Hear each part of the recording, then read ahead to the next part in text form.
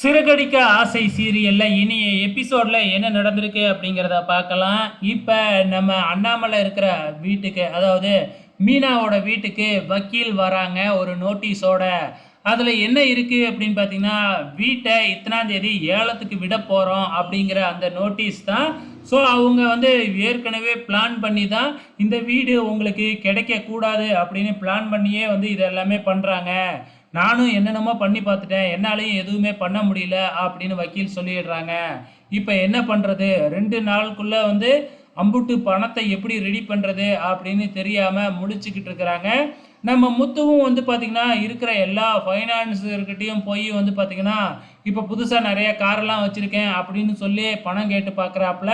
ஆனால் கொடுக்கவே முடியாது அப்படின்னு சொல்லிடுறாங்க.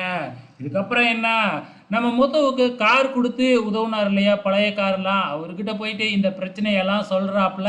சரி, முத்துவுக்கு நம்ம தான் ஹெல்ப் பண்ணணும் அப்படின்னு ஒரு முடிவு பண்ணியிருக்கிறாராட்டுக்கு.